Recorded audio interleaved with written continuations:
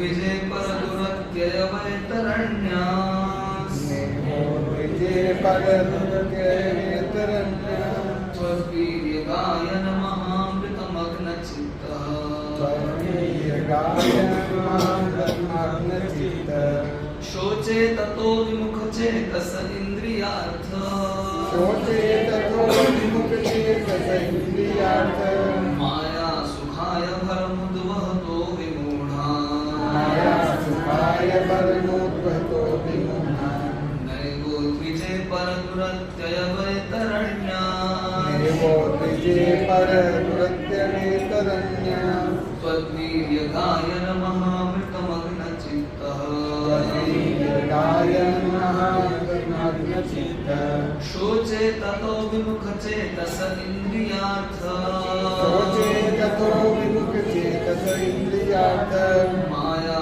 सुखाय भरमुद्वहतो विमूढान् माया सुखाय भरमुद्वहतो विमूढान् नैवोद्विजे परदुरत्यय वैतरण्यास् नेवोद्विजे परदुरत्यय वैतरण्यास् त्वद्वीर्यगायन महामृतमग्नचित्तः त्वद्वीर्यगायन महामृतमग्नचित्तः शोचे ततो विमुखचेतस इन्द्रियार्थ शोचे ततो विमुखचेतस इन्द्रियार्थ माया सुखाय भरमुद्वहतो विमूढान् माया सुखाय भरमुद्वहतो विमूढान्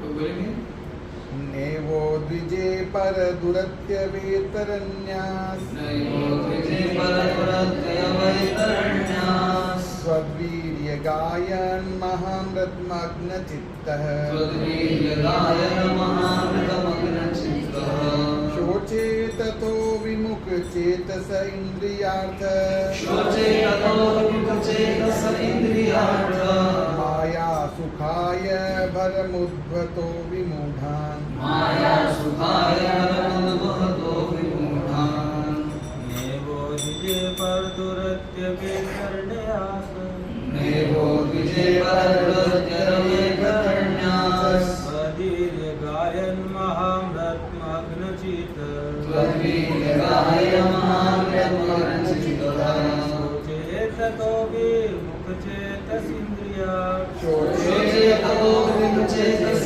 इन्द्रियार्थ माया सुखाय भरमुद्वहतो विमूढान् माया सुखाय भरमुद्वहतो विमूढान्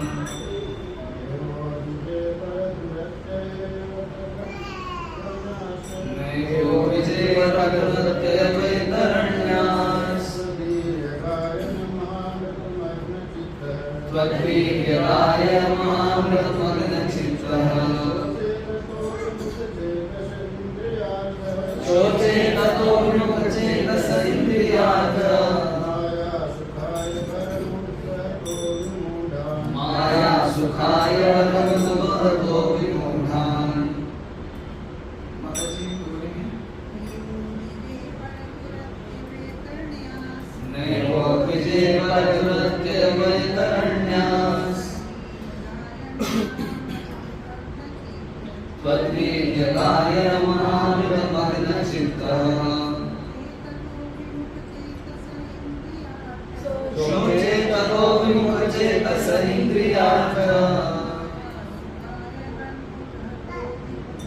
माया सुखाय भरमुद्वहतो विमूढान् नेवोद्विजे परदुरत्यय वैतरण्यास्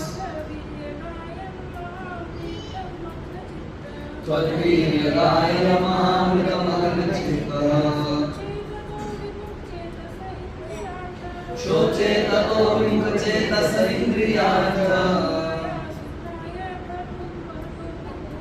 माया सुखाय भरमुद्वहतो विमूढान् शब्दार्थ न नहीं एवं निश्चय ही उद्विजे मैं उद्विग्न अथवा भयभीत हूँ पर हे परम दुरत्यय पार करना कठिन कठिन पार करने कठिन वैतरण्य वैतरण्य वैतरणी नदी को वैतरण्य नदी को भौतिक जगत की नदी भौतिक जगत की नदी त्वत्वीर्य तत्वीर्य आपके यश तथा आपके यश तथा कार्यकलाप का कार्यकलाप का गायन कीर्तन करने से कीर्तन करने से या वितरित करने से या वितरित करने से महाअमृत महाअमृत अमृत के तुल्य अमृत के तुल्य आध्यात्मिक आनंद के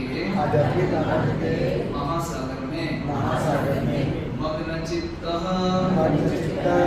लीन चित्त वाला सोचे मैं केवल बचता रहा हूँ ततः उससे विमुख चेतसः वे अल्पज्ञ तथा धूर्त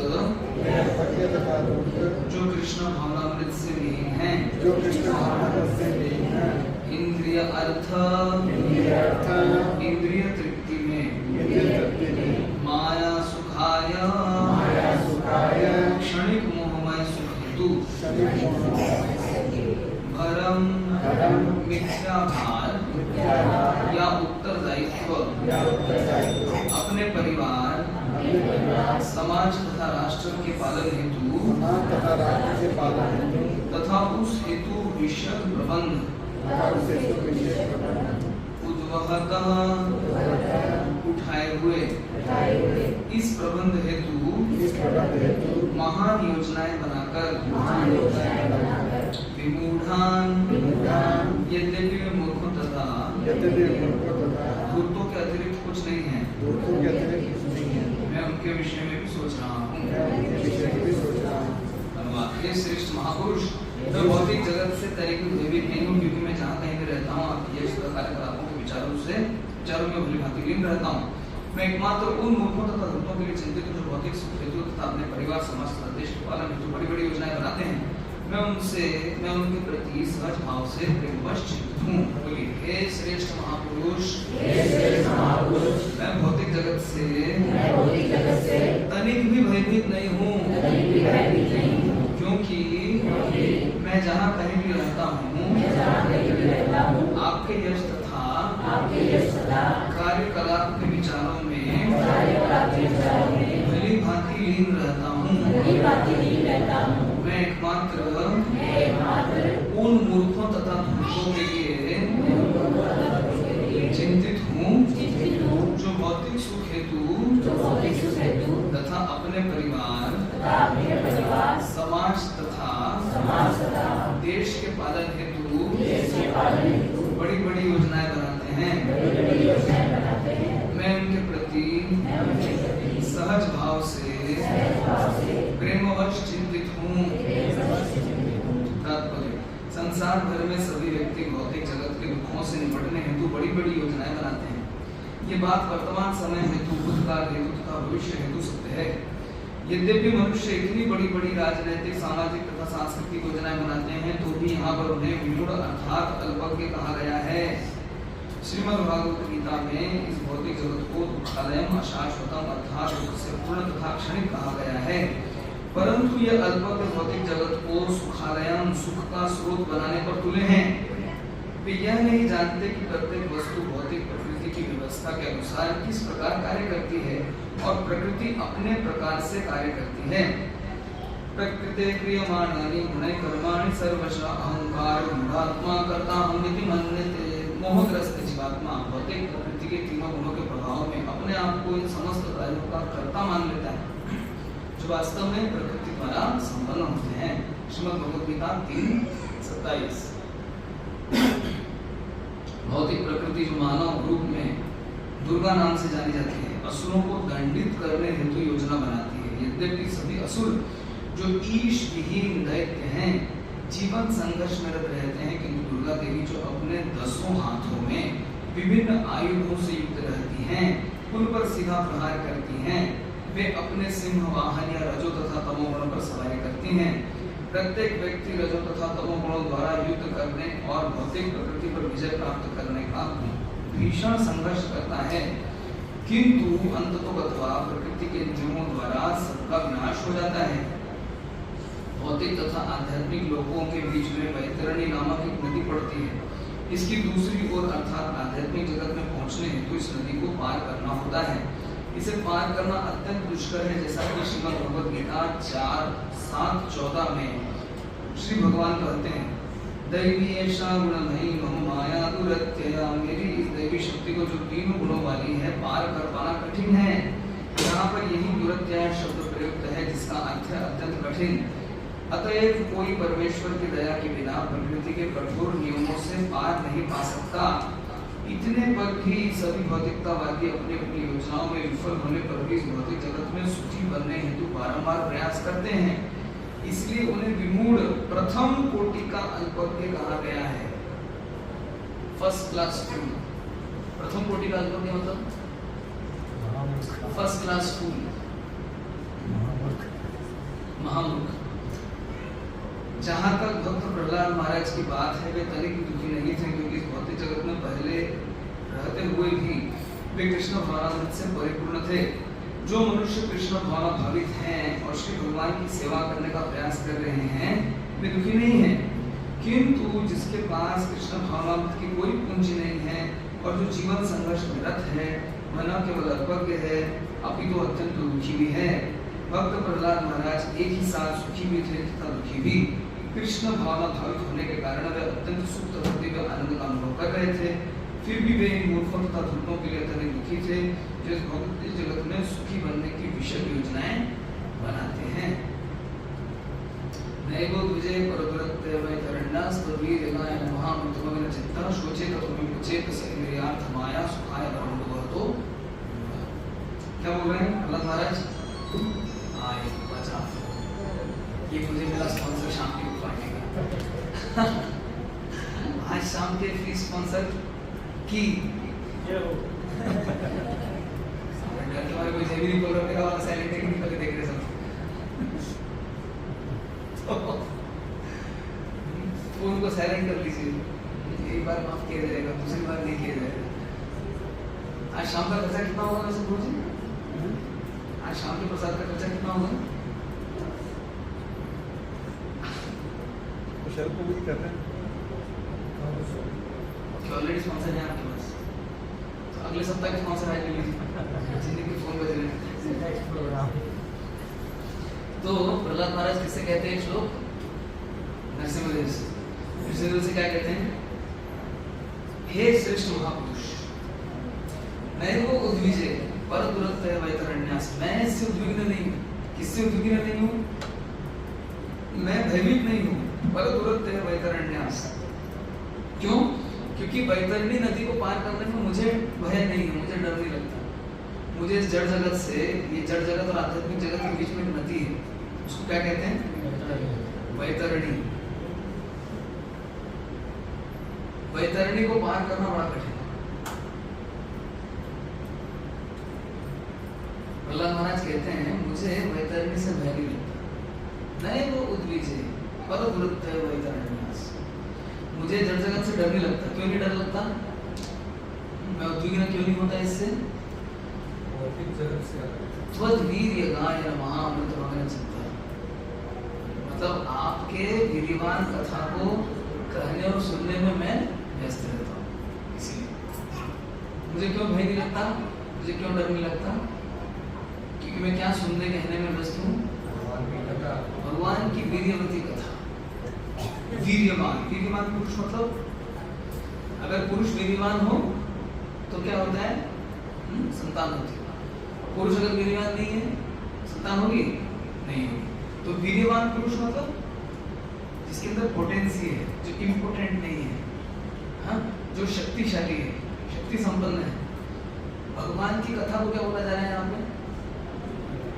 वीर्यवती कथा बोली जाए।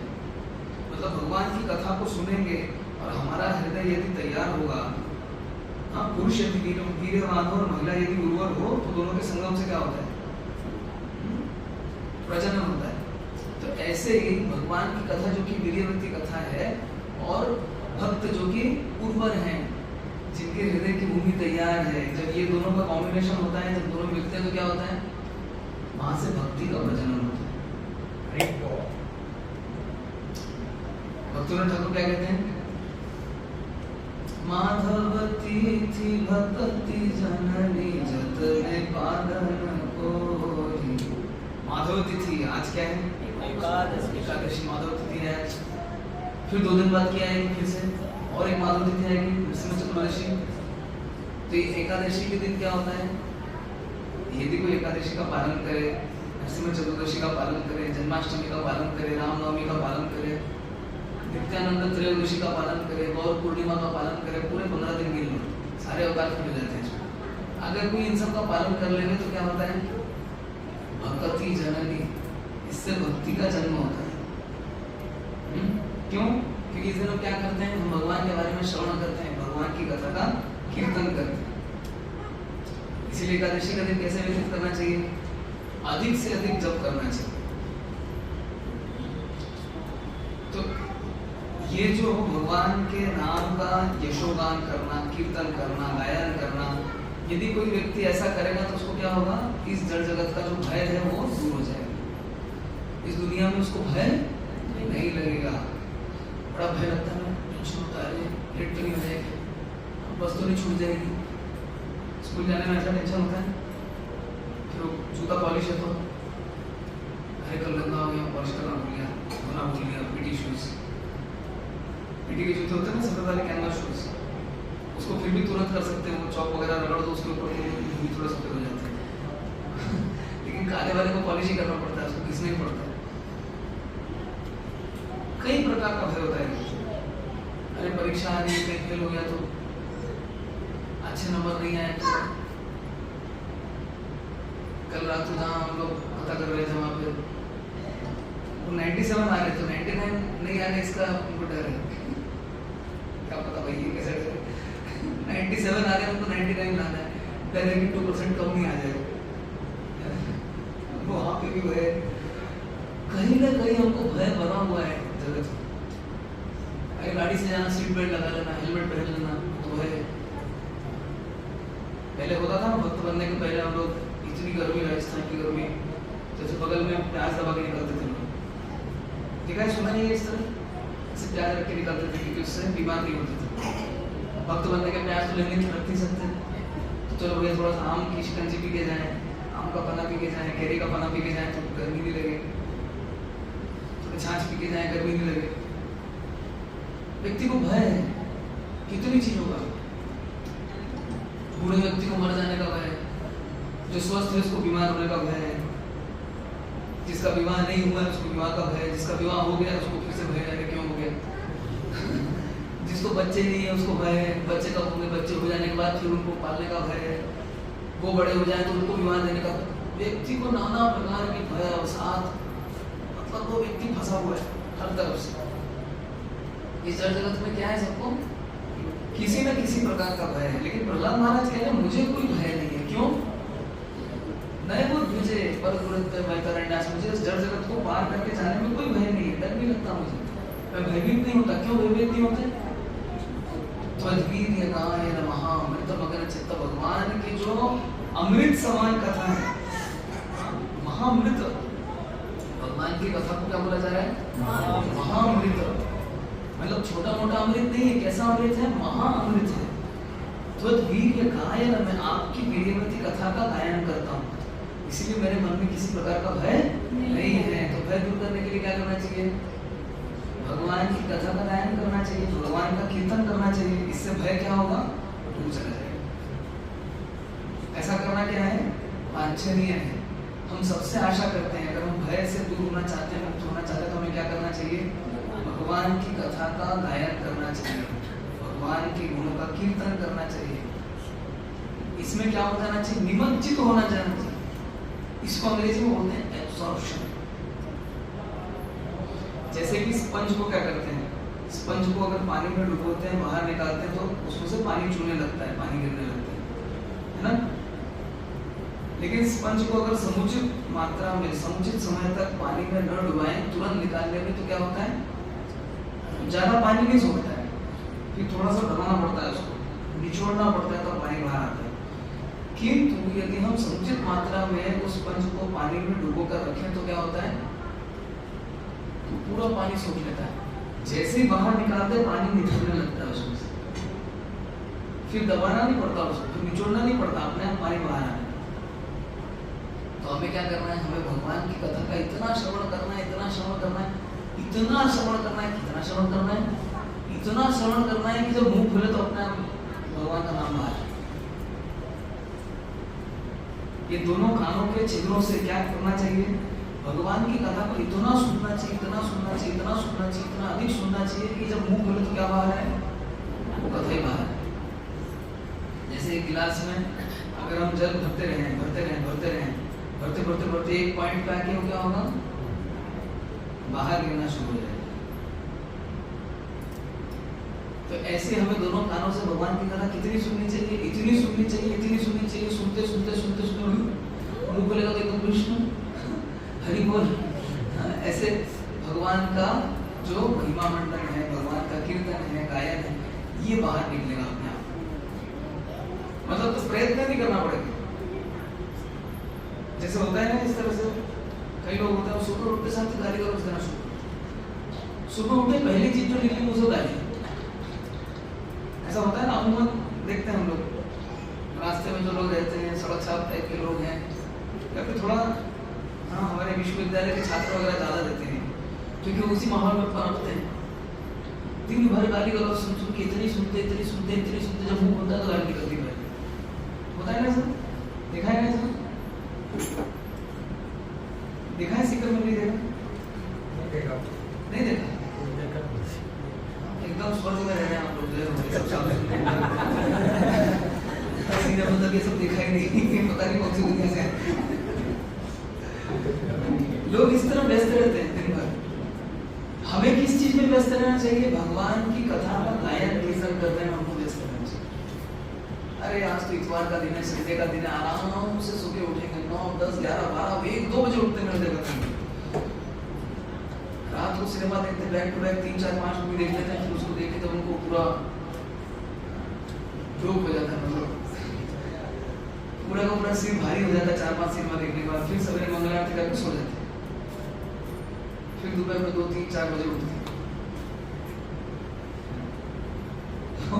क्या ये वांछनीय है? ऐसा करना चाहिए क्या? क्या करना चाहिए? हमें भगवान की कथा का श्रवण कीर्तन करना चाहिए। तो जब अपने आप मुंह खुलेगा, क्या बाहर निकलेगा? भगवान का पवित्र नाम बाहर निकलेगा। और जब ऐसे हम भगवान के पवित्र नामों का गायन कीर्तन करेंगे, श्रवण कीर्तन करेंगे, तो क्या होगा?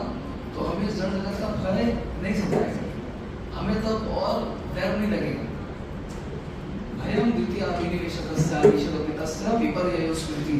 भय क्यों लगता है? क्योंकि हम किसी ऐसी वस्तु में मन को लगाते हैं जिसको कि हम मान लेते हैं कृष्ण से भिन्न है। भयम द्वितीय अभिनिवेशतस्य, द्वितीय कृष्ण को छोड़ के और कुछ है दुनिया में नहीं, तो कृष्ण है या तो कृष्ण की शक्ति है। तो कृष्ण और कृष्ण की शक्ति में कोई भेद है क्या? नहीं है। कृष्ण और कृष्ण की शक्ति तो एक है, क्योंकि दोनों निरपेक्ष स्तर पे हैं, एब्सोल्यूट प्लेटफॉर्म पे हैं। अगर सापेक्ष स्तर पे होते, रिलेटिव प्लेटफॉर्म पे होते, तो क्या होता है? कृष्ण और कृष्ण की शक्ति में भेद होता। किंतु कृष्ण और कृष्ण की शक्ति में कोई भेद नहीं है, क्योंकि दोनों किस स्तर पे हैं? निरपेक्ष स्तर पे हैं, एब्सोल्यूट प्लेटफॉर्म पे। रिलेटिविटी में क्या होता है? सापेक्षता में क्या होता है? 2 और 3 में कौन बड़ा होता है? 3 बड़ा है, 2 छोटा है। क्यों? क्योंकि रिलेटिविटी है, सापेक्षता है। किंतु जहाँ पे एब्सोल्यूट आ जाएगा, जहाँ पे निरपेक्षता आ जाएगी, वहाँ पे कोई भेद रह जाएगा? नहीं रह जाएगा। तो भगवान का नाम और भगवान स्वयं, भगवान की शक्ति और भगवान स्वयं किस स्तर पे हैं? निरपेक्ष स्तर पे हैं। तो क्या वहाँ पे कोई भेदभाव रहेगा? नहीं रहेगा। तो क्या करना चाहिए? भयम द्वितीय। क्यों भय होता है? द्वितीय अभिनिवेशतस्य, जब हम ऐसा मान लेते हैं कि कृष्ण और कृष्ण की शक्ति यानी कि दुनिया कृष्ण से अलग है। ये जड़ जगत क्या है? कृष्ण की कितनी शक्तियां मोटा मोटी क्या सुना है हम लोगों ने? कृष्ण की कितनी शक्तियां हैं? असीमित शक्तियां हैं, लेकिन फिर भी कितने भागों में हम विभाग करते हैं, उसका श्रेणीकरण करते हैं 3। एक क्या है? अंतरंगा। एक क्या होगी? बहिरंगा। तो एक क्या होगी? बीच की तटस्था। अंतरंगा, बहिरंगा, तटस्था। ये जो 3 शक्तियां हैं, यदि हम मान लेते हैं कि ये कृष्ण से भिन्न है, इनका कृष्ण से कुछ लेना देना नहीं है, मतलब हम कृष्ण के साथ इनके संबंध को नहीं देख पाते, तब क्या होता है? और ऐसे किसी विषय में जिसका कृष्ण से संबंध नहीं देख पाते, जब उसमें मन को लगाते हैं, तो क्या होता है मन में? भय। कौन सा ऐड आता था ना? डर के जीत है? पहाड़ों में पीने वाले माउंटेन डर के आगे जीत है। क्यों डर है? हमारा तो प्रश्न ये है, डर क्यों है? क्योंकि कृष्ण को छोड़ के किसी दूसरे तथाकथित विषय में हमारा मन अभिनिविष्ट हो गया। हम उसमें और कृष्ण में जो संपर्क है उसको देख नहीं पा रहे, इसलिए हमारे मन में क्या हो गया है? भय। तो जब भय लगता है तो क्या करना चाहिए? तो हमें भगवान का स्मरण करना चाहिए। यदि हम उस वस्तु का भगवान के साथ संपर्क नहीं देख पाते तो कम से कम क्या करें? प्रत्यक्ष रूप से हम भगवान का स्मरण करें। इसलिए क्या बताया गया है? नष्ट प्रायेषु अभद्रेषु नित्यम भागवत सेवया। नित्य रूप से भागवत सेवा करनी चाहिए। ग्रंथ भागवत की, व्यक्ति भागवत की। नित्यम भागवत सेवया, लगातार नाम जप करते रहना चाहिए। क्योंकि हम नहीं कर सकते, हम उस स्तर पे नहीं हैं। किस किस को लगता है वो उस स्तर पे है जो लगातार नाम जप कर सकते हैं? है कोई महापुरुष, महामहिला? 24 घंटा हम भगवान का नाम स्मरण कर सकते हैं, ऐसा लगता है क्या? ऐसी गलतफहमी है क्या किसी को? नहीं। तो प्रभुपाद जी इस श्लोक के अनुवाद में लिखते हैं, नित्यम शब्द का अर्थ बताते हैं नियमित रूप से। तो चूंकि हम लगातार निरंतर नहीं कर सकते, इसलिए हमें क्या करना चाहिए? नियमित रूप से करना चाहिए। इसलिए सबके गले में चिढ़ा दी माला। नियमित रूप से करिए। रोज नहीं कर सकते, दिन भर नहीं कर सकते, तो प्रतिदिन दिन का निर्दिष्ट एक समय रखिए, उसमें करिए। ये महत्वपूर्ण है। ये वैकल्पिक नहीं है, ये ऑप्शनल नहीं है। ठीक है, कर लेंगे तो भी चलेगा, नहीं कर लेंगे तो भी चलेगा, बात तो एक ही है, सभी तो एक है। एक बार एक व्यक्ति प्रभुपाद जी से बहुत बहस कर रहा था।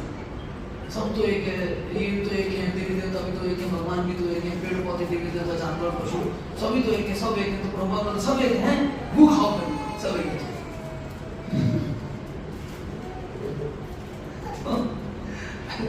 विष्ठा, मलमूत्र और व्यक्ति को एक हो सकता है? विष्ठा, मलमूत्र और मिठाई का एक है क्या? सब कुछ एक है, दोनों ही तो मिट्टी से आ रहा है, शरीर भी मिट्टी से बना है। वो जो मिठाई वो भी तो मिट्टी से ही तो घास निकली, घास को गाय ने खाया, गाय को दूध दिया, दूध से हमने मिठाई बनाई, तो सभी तो मिट्टी से आया है। तो मिट्टी खाओगे, सब कुछ एक है। तो ये जो है वास्तव में क्या है, इसको कहते हैं टेक्निकली मायावाद। इसलिए मायावाद के चक्कर में नहीं पड़ना चाहिए। ये मायावाद के चक्कर में जो पड़ा, भक्ति से उसका नाता टूटा, उसका ध्यान हटा, वो भक्ति नहीं कर पाएंगे। इसलिए हमको कहाँ व्यस्त रखना है अपने आप को? तो भगवान की जो कथा है किसके समान है? अमृत के समान है। नेक्टर, अमृत। सोचिए, हमें से किस किस को आइडिया है अमृत क्या होता है? पता नहीं ना, हम लोग नहीं जानते अमृत क्या होता है। किंतु जब कोई ऐसी चीज का आस्वादन करने का अवसर मिलता है जो कि बहुत ही सुस्वादु और स्वादिष्ट, तो हम क्या बोलते हैं? ओफो, ये तो अमृत के समान है। हमको पता ही नहीं अमृत क्या होता है, फिर भी हम तुलना किससे करते हैं? अमृत से। मतलब हमारे एक्सपीरियंस में, हमारे अनुभव में उससे बेहतर स्वाद नहीं हो सकता।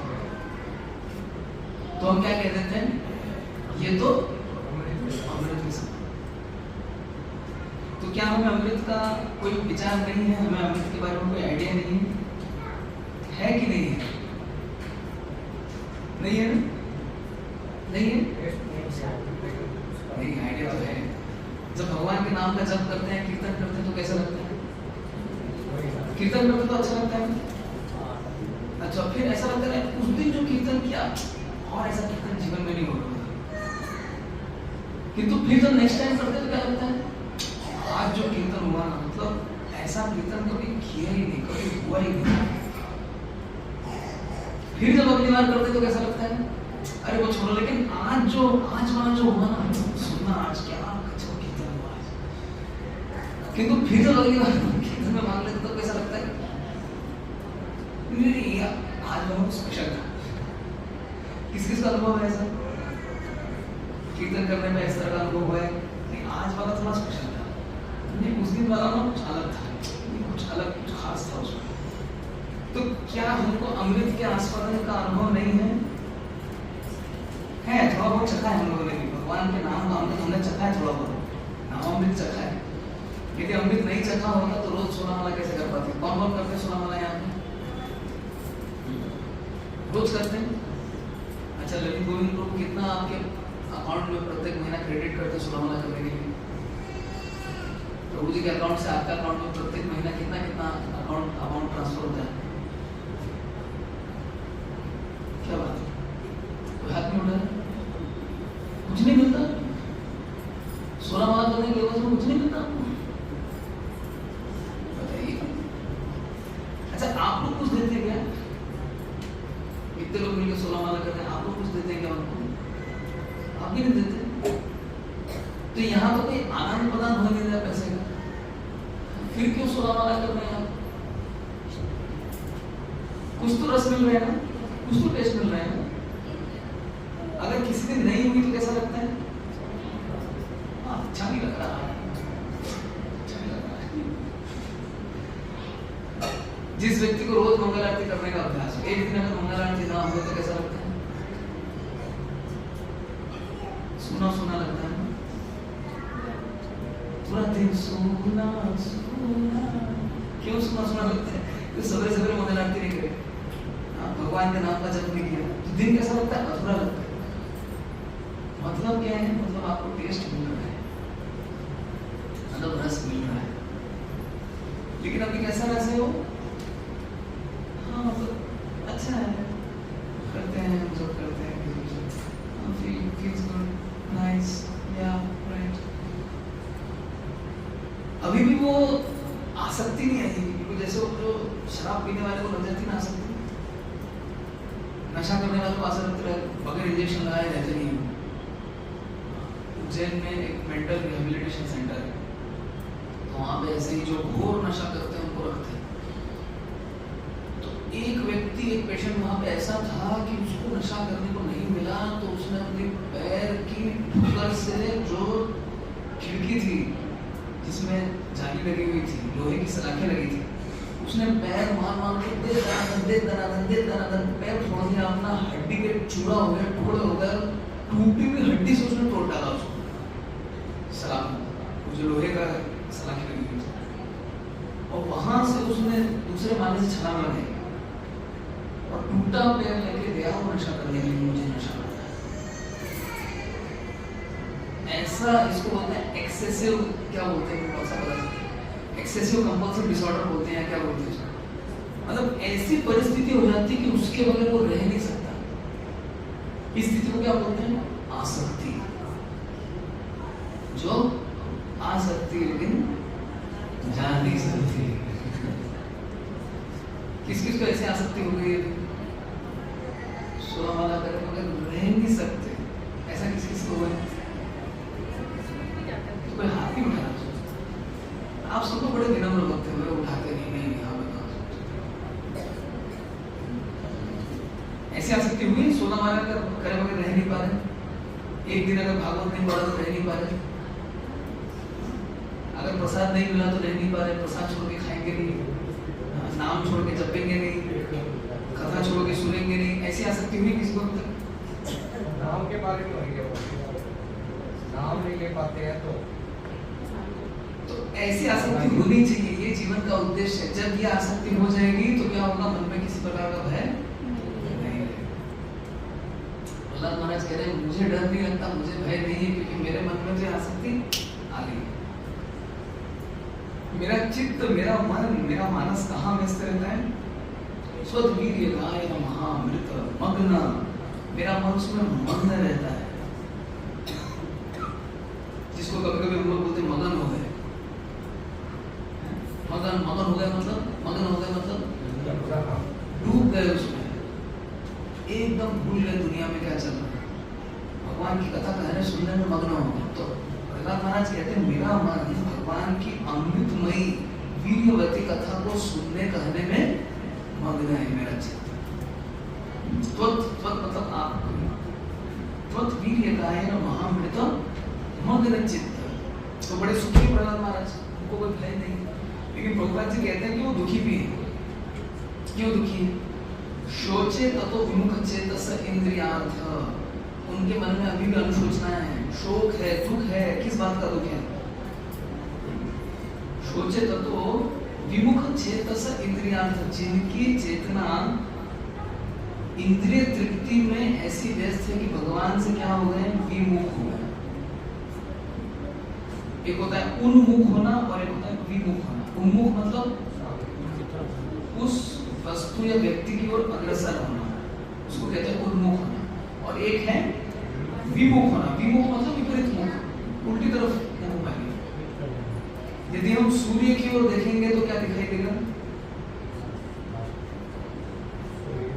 चलो सूर्य दिखाई नहीं देगा, नहीं भी ज्यादा, लेकिन फिर भी किसके कारण? यदि आंखें बंद भी होंगी तो किसके कारण बंद होगी? चमक के कारण बंद होगी। मतलब क्या दिखेगा? रोशनी दिखेगी। क्योंकि जैसे ही हम सूर्य से उल्टी ओर देखेंगे, विपरीत दिशा में देखेंगे तो क्या दिखेगा? परछाई दिखेगी, अंधकार दिखेगा। तो जो भगवत विमुख हो गए उनको क्या दिखता है? अंधकार दिखता है। वो क्या करते हैं? पाप करते हैं। तो पुण्यवान लोग कौन है? जो भगवान उन्मुख है, मतलब भगवान की ओर मुख करके है। ऐसा व्यक्ति कभी पाप करता है? नहीं। ऐसा व्यक्ति कभी गलत करता है? नहीं करता। तो जीवन का उद्देश्य क्या है? भगवत विमुख से भगवानोन्मुख होना। अभी हम या तो नहीं, हम तो भगवानोन्मुख हो चुके हैं थोड़े बहुत, लेकिन पहले कैसे थे? भगवत विमुख थे। भगवान से कोई लेना देना नहीं था। भगवान को से कोई हाय बॉस हाई फाइव करके नहीं जाते थे भगवान। आप लोगों को पता नहीं, मेरे साथ तो ऐसा ही था। भगवान में कुछ विश्वास नहीं था। बचपन से वो आरती कीर्तन घंटा सब देख देख के मन उठा गया था। सत्यनारायण की कथा का नाम सुनते मुझे चिड़चिड़ होती थी। तो पंडित जी आएंगे, साधुराम बनिया की कथा सुनाएंगे। कथा क्या सुनाएंगे? कथा का महात्मा सुनाएंगे। साधुराम बनिया था, उसके घर में कथा हुई तो ये लाभ हुआ, तो कथा नहीं हुई तो ये नुकसान। अरे भैया कथा क्या थी ये तो बताओ। आज तक किसी ने सुनी है सत्यनारायण की कथा? बताइए, सच बताइए। नहीं, किसी ने नहीं सुनी। सबने कथा का महात्मा सुना है कि कथा हुई तो ये लाभ हुआ, कथा नहीं हुई तो ये नुकसान हुआ। कथा क्या है ये तो बताओ। वृंदावन के साधु ने राधा गोविंद महाराज को बताया था कि सत्यनारायण की कथा वास्तव में ये भाग होता था। ये सुननी चाहिए, ये है सत्यनारायण। अन्यथा वो जो कथाएं हैं उनका महात्मा सुन के क्या होता था? बोरिंग लगता था ना। कथा हो गई तो कैसा होता था? चलो टेंशन खत्म हुआ, सारा दिन कथा चली, आप बैठ के टीवी देखेंगे। होता था कि नहीं? अरे आपने सारा दिन कथा सुनी, फिर मन क्यों नहीं लगा? अभी क्यों टीवी देखना है? क्योंकि मन नहीं लगा उसमें। हाँ, क्योंकि केवल रिचुअल बताया गया, केवल रीत बताई गई। रीत के पीछे जो मनोभाव है, जो स्पिरिट है, वो नहीं बताई गई। Spirit plus ritual makes it spiritual. दिक्कत क्या, भारत में भी केवल रिचुअल रह गए, रीत रह गई है, लेकिन रीत के पीछे जो लॉजिक था, जो तर्क था, वो नहीं बताते। ऐसा क्यों करते हैं? ऐसे करते बस, चुपचाप क्या हो। हमारे घर में सब ऐसे करते हैं। तू बड़ा आया जाना हो गया, तू तो बड़ा सीखना पड़ेगा। नहीं हम हमारा तो भगवान से बाई तरफ रख के भगवान को बोलते हैं। ये प्रश्न आता है लोगों को, बाई तरफ रख के भगवान जी बताते हैं क्यों बाई तरफ रख के प्रणाम करते हैं? क्योंकि वैष्णव तंत्र बताते हैं कि गरुड़ जी जहाँ होते हैं, गरुड़ जी को दाहिने तरफ रख के फिर प्रणाम करते हैं। गरुड़ जी कहाँ होते हैं? भगवान विष्णु के सामने होते हैं। तो गरुड़ जी को दाहिने रखेंगे तो भगवान कहाँ आएंगे? बाएं में आएंगे। शास्त्र में लिखा हुआ है, इसलिए भगवान को बाएं तरफ रख के प्रणाम करते हैं। नहीं, यहाँ टिकट में लगाते हैं। ये दो लाइन क्यों बनाते हैं? एक सिंगल वाला क्यों नहीं बना सकते? उसमें क्या दिक्कत होती है? ये क्या है? भगवान कृष्ण के 2 चरण हैं। अच्छा, चरण है। ये नीचे ही क्या बनाया है? चरणों में तुलसी पत्ता दिए। समझ में आ गया लॉजिक? कितना इजी है। अब यदि ये कोई नहीं बताएगा तो क्या लगेगा? तो व्यक्ति एक समय तक करेगा, फिर जब उसको अर्थ नहीं बताया जाएगा वो क्या कहेगा? अरे छोड़ देते हैं, क्या फजूल की बातें हैं, क्या हाथी लगना। क्या होता है तिलक लगाने से? हम गले में कंठी धारण क्यों करते हैं? क्योंकि कंठी धारण करने का मतलब क्या है कि अपने भगवान को अपने प्रभु के रूप में स्वीकार कर लिया। मतलब अभी कंठी के नीचे ऐसी वस्तु नहीं उतरेगी या बाहर ऐसी वस्तु नहीं आएगी जो नहीं आनी चाहिए। मतलब अब हम उल्टा सीधा नहीं खाएंगे। और क्या इंगित करता है? हम भगवान विष्णु के सेवक हैं, ये इंगित करता है। इसलिए पहनते हैं। और क्यों पहनते हैं? क्योंकि यमदूत जब लेने आते हैं वो गले में कंठी देख लेते हैं तो वो छोड़ देते हैं। अरे हाँ, कंठी वाला पहले नहीं बताया आपने, इतने दिन से उठ के आए यहाँ पे ड्यूटी कर रहे हैं, खाली हाथ जाना पड़ेगा आज। ये कौन कंठी वाला पकड़ा दिया आपने? बल्कि यमराज ने यमदूतों को ये तक बोल के रखा है कि जो कंठी वाला दिख जाए दूर से देख के, पास मत जाना उसे, दूर से प्रणाम करके चुपचाप उठ लेना वहां से। हाँ, भागवत में छठे स्कंद में एग्जैक्टली अक्षरशः यही वर्णन है। तो इसको पहनने से क्या होता है? यमदूत पास नहीं आते हैं। लेकिन अगर इसको पहनने के बाद पाप करेंगे तो सोचिए क्या गलती होगी। पता नहीं कौन कौन सा दूत आएगा।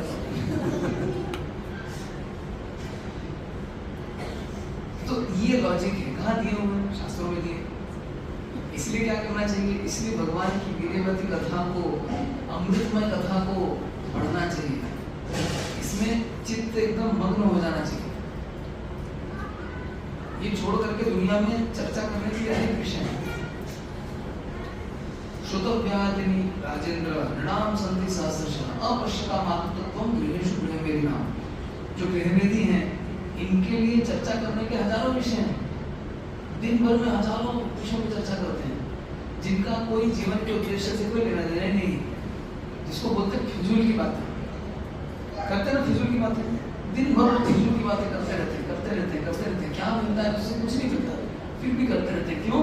क्योंकि उनको पता नहीं है कि ऐसे भी विषय हैं जिनके बारे में चर्चा करने से हमारा भविष्य सुधरता है। प्रहलाद महाराज कह रहे हैं, मैं ऐसे लोगों के लिए, ऐसे मूर्खों के लिए मैं दुखी हूँ। सोचे तो उनको चेतसेन्द्रियार्थ माया सुखाय।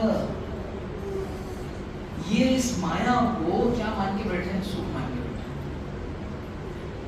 और क्या करें? पीठ में उसका वजन ढोने। जैसे यहाँ पे राजस्थान में आप लोगों ने देखा होगा ना, जब फौज मिलिट्री वाले चलते हैं, जब पीठ पे वजन देते हैं, है ना, क्या क्या वजन लेके चलते हैं, कितना कठिन होता है। ऐसा वजन लेके चलना, उनको प्रैक्टिस कराते हैं। ऐसा वजन लेके कई कई किलोमीटर को भगाते हैं, दौड़ना पड़ता है। शरीर मजबूत होता है, मन मजबूत होता है उससे। फिर जब कभी युद्ध की परिस्थिति आती है तो वो तैयार रहते हैं। लेकिन प्रहलाद महाराज यहाँ क्या बोल रहे हैं? जो माया सुख को ढूंढ रहे हैं, माया को सुख मान रहे हैं, जो सुख नहीं है उसको सुख मान रहे हैं, मतलब क्या कर रहे हैं?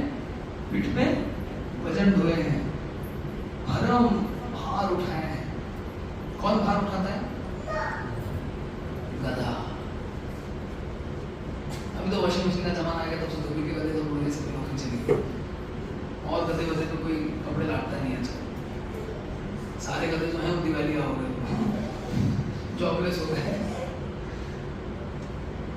भरम, ये माया सुख को क्या बोला जा रहा है? इसकी तुलना एक भार से की जा रही है, वजन से की जा रही है। ये किसके सदृश है?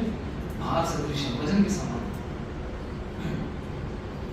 और इसलिए ऐसे लोगों की तुलना किससे की जा रही है? इनको क्या बोला जा रहा है? विमूढ़ान। विमूढ़ है मतलब महामूर्ख है। तो मैं इन मूर्खों धूर्तों के लिए मेरे मन में क्या है? करुणा है। मैं चाहता हूँ कि इनका भी भला हो जाए। इनके लिए मैं दुखी हूँ। वैसे मैं भयभीत नहीं हूँ, मुझे डर नहीं, मुझे चिंता नहीं है, मुझे उद्वेग नहीं है, मैं विचलित नहीं होता, किंतु फिर भी मुझे डर है, मुझे भी मैं विचलित होता हूँ, मुझे भय लगता है। किसके लिए? इन मूर्खों के लिए जो भगवान की कथा को कहते नहीं है, सुनते नहीं। क्या मान के बैठे? ऐसा कर लेंगे तो अच्छा होगा। And lived happily ever after. Cinema में लास्ट में आता है सर, कोई हैप्पी नहीं रहता लेकिन लिख देते and lived happily ever after, और उसके बाद उनका सारा जीवन बड़े अच्छे से। शुरू में लिख देते ना, लास्ट वीक तक से इसका कोई कनेक्शन नहीं है। हाँ, डिस्क्लेमर पहले दे देता है और फिर भी सब 3 घंटे देखते हैं। हाँ, डिस्क्लेमर पहले डिस्क्लेमर है, वास्तविकता से कनेक्शन नहीं है, फिर भी 3 घंटा देते हैं। फिर भी लोग 3 घंटा, जिसका वास्तविकता से कनेक्शन है उसके लिए समय नहीं है। ये तो वास्तविक ही है। ये तो एकदम वास्तविक कथा बोली है। ये जो है कपोल कल्पना नहीं, ये वास्तव, ये इतिहास है, इसको पढ़ना चाहिए। आम के वृक्ष में आम लगा है तो वृक्ष पे चढ़ना होगा आम प्राप्त करने के लिए। यदि तालाब किनारे ऐसा फलदार आम का वृक्ष हो तो तालाब की सतह में क्या दिखाई देगा? आगे दिखाई फल दिखाई देगा। यदि तालाब में छलांग लगाएंगे तो क्या मिलेगा? फल मिलेगा क्या? सिर्फ कपड़े की होगा और कुछ नहीं। तो जो बार बार नीचे देख करके छलांग लगा रहे हैं, छलांग लगा रहे हैं, छलांग लगा रहे हैं, इस बार मिल जाए, ऐसा मिल जाए, वैसा मिल जाए, थोड़ी गलती हो गई, इस बार नहीं मिस होगा, अब की बार मिस नहीं होगा। जो गधे के सामने था ना, कहानी सुनी है ना, गधे के सामने ऐसा एक लटका दिया, गाजर लटका, इतनी दूर लटका एग्जैक्टली कि वो जीभ निकाले वहां तो गाजर को टच करने से 1 मिलीमीटर दूर रह जाएगा, हमेशा माफ करके लगेगी। जितना ही उछाल ले पास में ले आवे किंतु हमेशा 1-2 मिलीमीटर दूर रह जाएगा। खाने के चक्कर में आगे बढ़ेगा, इस बार आएंगे, इस बार आएंगे, इस बार आएंगे, इस बार होगा, इस बार होगा, अभी सुख मिलेगा, अभी सुख मिलेगा, ये करने से मिलेगा, वो करने से मिलेगा, ये मिला, ये मिला, ये मिला, ये मिला, बस करते करते करते करते कहां से कहां निकल जाएगा। किसके अन्वेषण में? सुख के अन्वेषण में। सारा जीवन निकल जाता है सुख के अन्वेषण में। व्यक्ति पूछता रहता है किसको? सुख को, जो वहां है ही नहीं। हाँ, सूखा है वहां, सुख है ही नहीं वहां। अब आप बीकानेर का नक्शा लेके जो है सीकर घूम रहे हैं, बताइए कभी अपने गंतव्य स्थल तक पहुंच पाएंगे? नक्शा तो सही है यार, पहुंच नहीं रहा। अरे नक्शा सही है लेकिन जगह तो गलत है। या बोलिए जगह भी सही है, नक्शा भी सही है, लेकिन दोनों में तो कोई मेल नहीं है, अलग जगह का और अलग नक्शा है। बड़ी तेजी से जा रहे हैं, ये तो कहाँ जा रहे हैं? पूछो मत, डिस्टर्ब मत करो, टाइम नहीं है मेरे पास। अरे भैया जाना कहाँ है? टाइम नहीं, बताया तो। अच्छा टाइम नहीं, लेकिन कहाँ जा रहे? पता नहीं तो। अरे पता नहीं तो जा कहाँ रहे हो, कर क्या रहे हो? इतना सब करके उद्देश्य क्या है, पर्पस क्या है, हमेशा पूछना चाहिए। जो उद्देश्य के बारे में प्रश्न करते हैं क्या है, ये समझदार है, अन्यथा क्या है, महामूर्ख। उद्देश्य क्या है? स्कूल जाते हैं, कॉलेज जाते हैं, क्यों जाते हैं? बोलो बोलो। हैं? पढ़ाई करने, पढ़ने से क्या होता है? डॉक्टर बन सकते, जॉब लगेगी, जॉब लगेगी, डॉक्टर बनेंगे, फिर क्या होगा? हाँ, ये है असली ना, पैसा आएगा, पैसा आएगा तो क्या होगा? खुशियाँ खरीद लेंगे। अच्छा क्या क्या खरीदोगे? पैसे से क्या क्या होता है बताओ ना भाई, इतना सब पैसे के लिए पैसे से क्या क्या होता है तो पता होना चाहिए।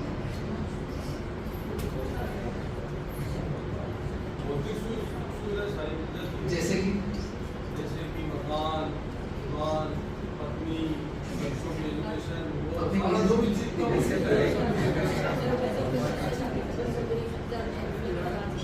रोटी कपड़ा मकान पैसे के लिए, पैसा नहीं हो तो रोटी नहीं मिल सकती।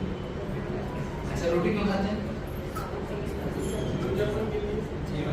जीवन यापन करने के लिए। जीवन यापन क्यों करते हैं?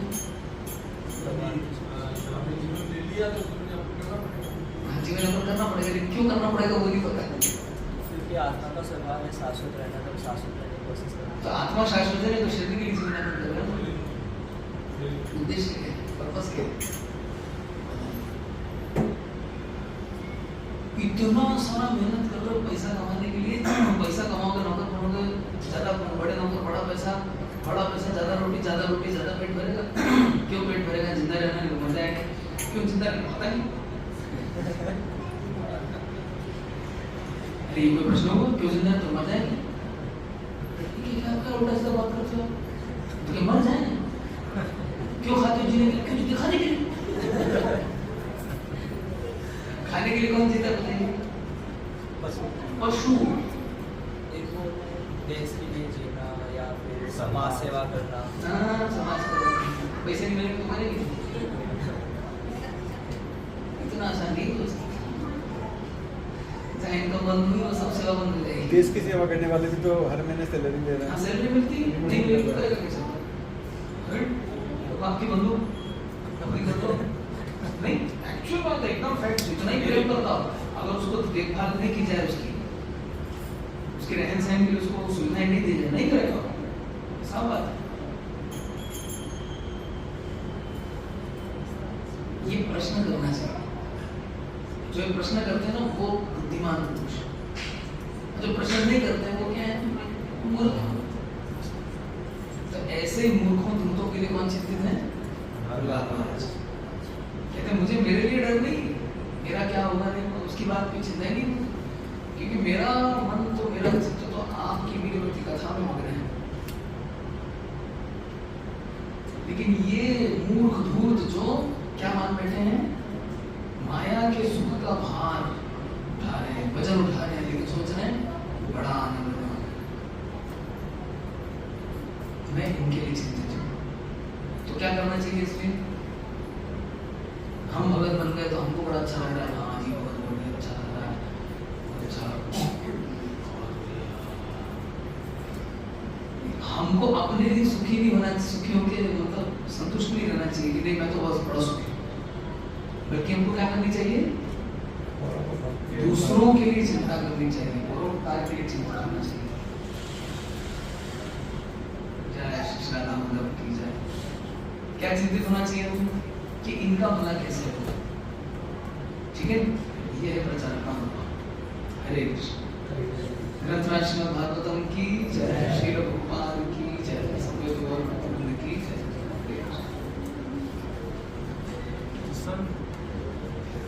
किसी का कोई प्रश्न है?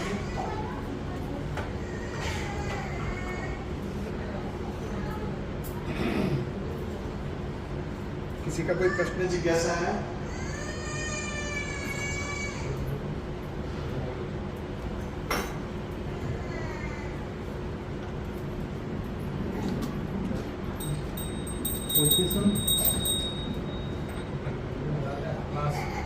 Yes, sir.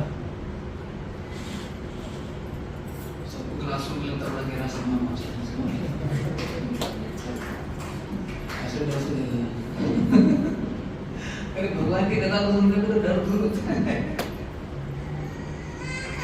मुझे आपने जो रस बताया कि रस जो मिलता है अमृत का जो आस्वादन होता है तो वो जैसे वो कीर्तन में होता है और अल्लाह की बरकत का बहुत ज़्यादा होता है, या कोई कथा और अच्छी सुनते हैं उनमें बहुत अच्छा होता है, कोई आस्वादन होता है। लेकिन वैसा ही आस्वादन कई बार मोटी चीज़ों में जो है होता रहता है। जैसे बहुत कुछ अच्छा देखते हैं तो बहुत अच्छा महसूस होता है, वो रस मिलता है, तो उससे कुछ और अच्छा देखते हैं तो बहुत ज़्यादा अच्छा रस मिलता है। वो जो अमृत का जो टेस्ट है वो वहाँ भी मिल रहा है, वहाँ भी मिल रहा है, फर्क है। जो वो स्पिरिचुअल है और वो वो फर्क है, लेकिन वो टेस्ट तो मिल रहा है ना, उसको जो डिफरेंस है या वो जो एक दिमाग के अंदर जो मैच्योरिटी आनी चाहिए भाई ये जो है कुछ अलग है, ये कुछ अलग है, ऐसा तो नहीं होता है।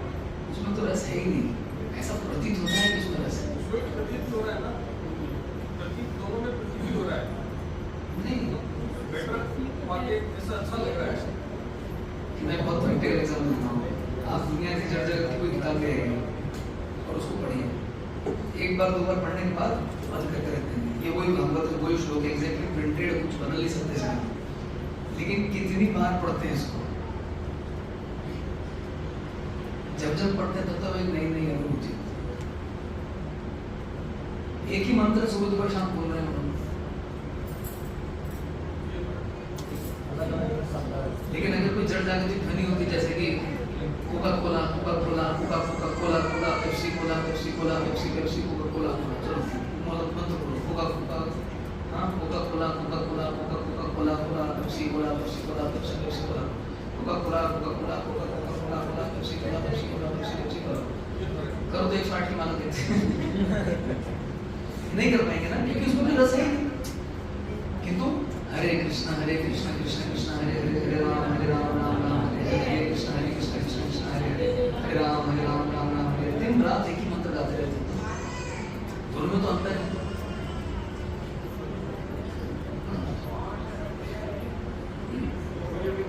पहले सीता नवमी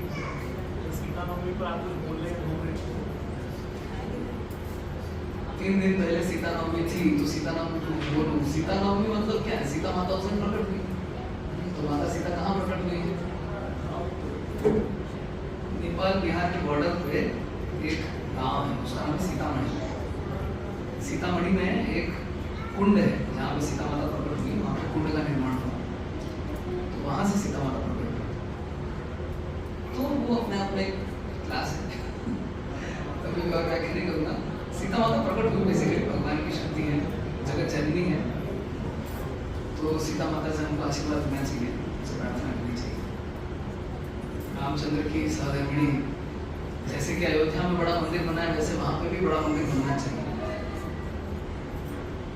रामचंद्र के जन्मभूमि पे बन सकता है, तो भैया माता सीता ने क्या बिगाड़ा है? यहाँ भी बनना चाहिए। प्रभु जी, भय से निवृत्त कैसे हो जा सकता है? भय को हमारा हर जगह लगा रहता है। आज मान लीजिए मेरे कोई काम नहीं हो रहे, मेरे समझ में नहीं आ रहा, तो मैं उसको भय को कैसे छोड़ सकता हूँ? वो तो मेरे लगा ही रहेगा ना।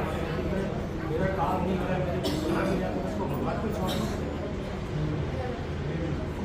और आपके पास विकल्प क्या है? मैं समझने की कोशिश नहीं करूँ उसको कहीं नहीं, मैं किसी से पूछूं या क्या देखिए, आपके हिस्से में जितना आता है उतना कर्तव्य आपको पूरा करना चाहिए। आपने जब अपना कर्तव्य पूरा किया, अब इससे ज्यादा है कि आपके बस के बाहर है, तो आप क्या कर सकते भगवान के छोड़ देते हैं। हैं? छोड़ना ही पड़ेगा। और विकल्प क्या है? अब या तो जबरदस्ती छुड़वाया जाएगा आपसे, या आप स्वेच्छा से छोड़ दीजिए भगवान के ऊपर, लेकिन स्वेच्छा से छोड़ेगा तो भय दूर हो जाएगा। भाई मेरे हिस्से में जितना था, मेरे बस की जितनी थी मैंने कर ली, अब ये तो मेरे बस की नहीं, मैं क्या कर सकता हूँ? सेवाओं में बिजी रहते तो भूल जाता है वह था क्या? सेवा में बिजी हाँ, रहते सेवा में हैं, व्यस्त फर्क रहते पड़ता है। हैं। जैसे हमारी दिनचर्या होती है ना, हम इस दिनचर्या में, भक्ति की दिनचर्या में जब व्यस्त रहते हैं ना, तो हमारा देखिए बहुत भय कट जाता है। चलो बाद में देखेंगे, आपको जॉब करना है, चलो क्लास में फिर देखेंगे। आप लोगों को नहीं, हमको भी बड़ा भय होता है, भगवान की सेवा को लेके ही भय रहता है। अरे आज ये बाकी, वो बाकी है, वो काम बाकी था, ऐसा नहीं हुआ, ये नहीं आया, वो नहीं आया, और ये हेयरिंग बाकी है, कोर्ट में जाना है, जमीन के लिए झगड़ा चल रहा है, क्या होगा क्या होगा, मन में भय लगा रहता है। लेकिन जब भगवान की कथा को सुनते हैं, फिर मिली हो जाता है, ठीक है, छोड़ो, भगवान देख लेंगे। इसके ये मायने नहीं है कि मैं आलसी हो जाऊं, मैं कुछ करूं ही नहीं और भगवान को छोड़ दूंगा। वो जो है वो भगवान पे शरणागति का लक्षण नहीं है, बल्कि वो आलस्य का लक्षण है। तो मुझे पलायन नहीं करना है, मेरा जितना कर्तव्य बनता है उसका मैं पूरा उसका निर्वाह करूं, तत्पश्चात अब फल के लिए भगवान देखेंगे मैं क्या कर सकता। सुबह की साधना का जो प्रोसेस है वो करते हैं तो उससे भी भय खत्म होता है, कॉन्फिडेंस आता है कि मैंने बहुत अच्छा काम कर लिया उस पर। तो मैं अपनी तैयारी लेके जाऊँ। अभी सफलता या विफलता है भगवान के हाथ में। भक्ति में सफलता या विफलता क्या है? भक्ति में सफलता है यदि हम सब समय भगवान का स्मरण कर सकें, ये सफलता है। और भगवान का स्मरण नहीं कर पाए तो विफलता है। अभी कार्य की सिद्धि होगी कि नहीं होगी वो भगवान के ऊपर है, वो मेरे हाथ में नहीं है। मेरे हाथ में क्या है? भगवान को स्मरण करना। तो मुझे सफलता कब मिलेगी? जब मैं भगवान का स्मरण कर पाऊंगा, बस वो सफलता है। कार्य की सिद्धि होगी, सिद्धि नहीं होगी, भगवान की इच्छा है। भगवान चाहेंगे तो सिद्ध होगा, भगवान नहीं चाहेंगे तो सिद्ध नहीं होगा। लेकिन भक्ति में मेरी सफलता किस पर निर्भर करती है? स्मर्तव्यम सततम विष्णु विस्मर्तव्यम जातुचित सर्वे विद्वेषदास्युर एतयोरेव किंकरा। ये दो निर्देश हैं। दुनिया में जितने निर्देश, यहाँ बैठना मना है, या झुकना मना है, खड़ा होना मना है, लेटना मना है, निर्देश पढ़ते हैं दिन भर हम लोग, सारा दिन तो इंस्ट्रक्शन देखते रहते हैं। इन सारे निर्देशों का सार क्या है? कृष्ण को सब समय याद कीजिए, स्मरण कीजिए, कृष्ण को कभी नहीं भूलिए। यदि आपने ऐसा कर लिया वो सफल। अभी कार्य सिद्ध होगा कि नहीं होगा भगवान के ऊपर, भगवान चाहे तो हो जाएगा। भगवान नहीं चाहेंगे तो आप नाक हाथ पर जोड़ लीजिए, एड़ी चोटी का जोर लगा लीजिए, नहीं तो नहीं होगा। किंतु मुझे भगवान का स्मरण है कि नहीं, प्लस मैं अपना कर्तव्य कर्मों का निर्वाह कर रहा हूँ, भगवान गीता में कहते हैं ना, मां मनुस्मर युद्ध च, मेरा स्मरण करो और युद्ध करो। अर्जुन क्षत्रिय थे तो उनके लिए युद्ध करना उनका निर्दिष्ट कर्तव्य कर्म था। हमारी कोई अलग भूमिका हो सकती है तो वो हमारे लिए निर्दिष्ट कर्तव्य कर्म होगा, किंतु ऐसा करते समय में क्या करना है, भगवान का स्मरण। ये जीव भोग मनसा माया थाली पर से कृष्ण को भूल के भोग मनसा की कामना करते हैं तो फिर जापट पड़ती है माया की। कार्य के टाइम पे सबसे पहले कार्य क्या करें, भागवत श्रवण या नाम जप या भक्तों का संग या कीर्तन या फिर कौन सा ऑप्शन सामने होगा लेना चाहिए?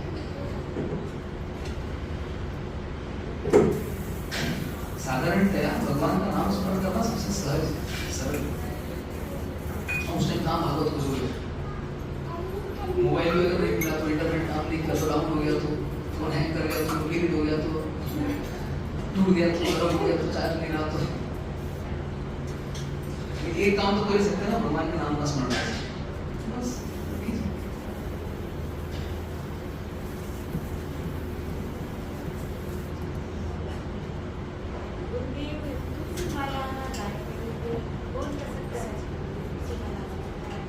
तुलसी माला कौन धारण कर सकते हैं? नियम यह है कि जो 4 नियम को मानते हैं वो धारण कर सकते हैं। 4 नियम क्या क्या हैं? धर्म के 4 सिद्धांत हैं, दया, तपस्या, शुचिता, सत्य। दया कब समाप्त होती है, जब हम मांसाहार करते हैं। तपस्या कब समाप्त होती है, जब हम नशा करते हैं। शुचिता या पवित्रता कब समाप्त होती है, जब हम अवैध यौन संपर्क बनाते हैं। और सत्य कब समाप्त होता है, जब हम सट्टा खेलते हैं, जुआ खेलते हैं। तो जब हम इन 4 नियमों का पालन करेंगे, धर्म के 4 सिद्धांतों को मानेंगे, तब हम तुलसी माला धारण कर सकते हैं। या तो जैसे बच्चे भी कर रहे हैं, बड़े भी कर रहे हैं, जैसे बच्चे हैं तो बच्चे को बोलते हैं, बड़े भी कई बार बोलते हैं, किसी ने दान कर रखी है, लेकिन उनका जो पालन करे उसी को पता है, दान करवा रहे सभी को। देखिए, झूठ बोलना और जुआ खेलना दोनों में अंतर है। सोशल साइंटिस्ट बताते हैं कि आमतौर पे एक साधारण व्यक्ति दिन में 2 झूठ तो बोल ही देता है। न चाहते अब देखिए, नहीं चाहते हुए भी बोलना पड़ता है। व्यापारी लोग बोलते भी नहीं, अब वो नहीं बोलेगा तो मालिक नहीं देगा उसको। हिसाब होलसेल रेट पे दे रहा हूँ मैं आपको, मैं तो प्रॉफिट आपसे मुनाफा कमाऊंगा। सारा दिन तो व्यापारी यही बोलता है, कैसे बोल रहा है वो, कोई नुकसान में धंधा करता है क्या? नहीं करता तो सोच बोलना पड़ता है। लेकिन आदत ना बदले, मतलब सारा दिन ही ना बोले, मतलब कभी कभी सच भी बोल दिया अगर ऐसा ना हो, अधिकांश सच ही बोले, 1-2 बार बोलना पड़ता है। क्या दुनिया की परिस्थिति है। चौथा नियम झूठ बोलना नहीं, चौथा नियम है जुआ खेलना। तो जुआ नहीं खेलना चाहिए। नशा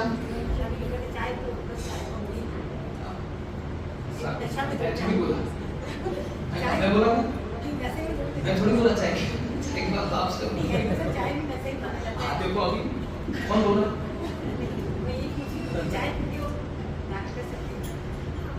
अब मतलब देखिए क्या है कि मैंने ये बताया ना कि नशा नहीं करना। यदि आपको इसकी अनुभूति है कि टैनिन कैफीन लेना है नशा है तो नहीं लेना चाहिए, ऐसे क्या बड़ी बात है। तो आदत छूट जाती है, नई आदत बन जाती है। हम सबकी आदत थी। ऐसा कौन है जिसने चाय नहीं पी आज तक? ऐसा है कोई संत महापुरुष जिसने आज तक चाय नहीं पी हो? क्या बात है, ये एक ही महापुरुष जिन्होंने चाय नहीं पी।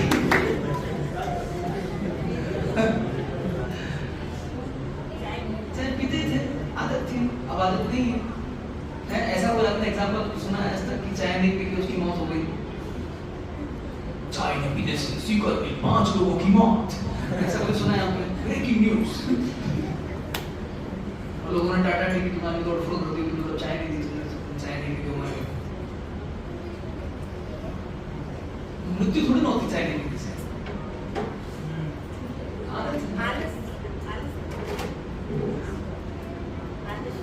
गर्म पानी में या पानी में मिश्री हल्दी, गुड़, तेज पत्ता, काली मिर्च, अदरक, ये सब डाल करके उबालिए उसको और फिर छान करके पी लीजिए।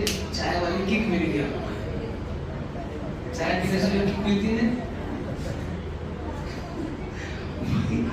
कोई एहसास आपको होगा लेकिन नशा नहीं होगा। देखिए अभ्यास की बात है, थोड़ा अभ्यास करके हो जाएगा। इसमें बड़े किसी के साथ चीटिंग करना मतलब जुआ खेलना है। किसी के साथ चीटिंग करना भी तो जुआ खेलना है, या तो भक्ति करना भी तो जुआ खेलना है। मतलब देखो फिलोसफी की चर्चा तो बहुत एंड से की जा सकती है। हम तो जुआ ही खेलना है अपने जीवन के साथ। अगर जीवन में तुम कृष्ण नहीं मिले तो क्या होगा? एक संवाददाता ने एक बार प्रभुपाद जी से पूछा कि आप इतना हरे कृष्ण कर रहे हो, जीवन के अंत में अगर आपको मालूम पड़ा कृष्ण नहीं है तो क्या होगा? स्वामी जी बताइए क्या होगा? प्रभुपाद जी बोलते ठीक है, अगर कृष्ण नहीं भी निकले तो भी मेरा जीवन क्या खराब है? मैं कितना अच्छा खाता हूँ, कितना अच्छा रहता हूँ, मेरे आसपास आगे पीछे कितने लोग दौड़ते हैं, कितने लोग मेरी सेवा करते हैं, मेरी इतनी किताबें कितने लोग पढ़ते हैं। किंतु ये बताओ अगर तुम्हें जीवन के अंत में पता पड़ जाए कि कृष्ण है तब तेरा क्या होगा? कालिया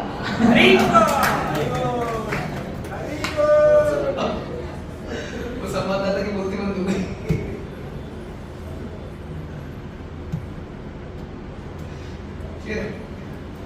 चार दोस्त तो इनबिल्ट है ही, तो ये सब जीवन में झूठ बोलना चीटिंग तो चारों अपूर्ण है। हाँ तो प्रयत्न करना चाहिए कि नहीं बोले। तो मालूम है हमारी बुरी आदत है तो प्रयत्न करना चाहिए नहीं करें। भक्ति करते करते बुरी आदतें भी चली जाती है।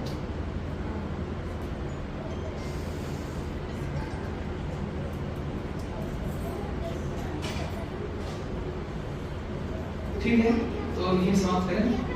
ग्रंथराज श्रीमद् भागवतम की जय, श्रील भोपाल की जय, समवेत गौर भक्तवृंद की जय, पिताजी गौर प्रेमानंदे हरि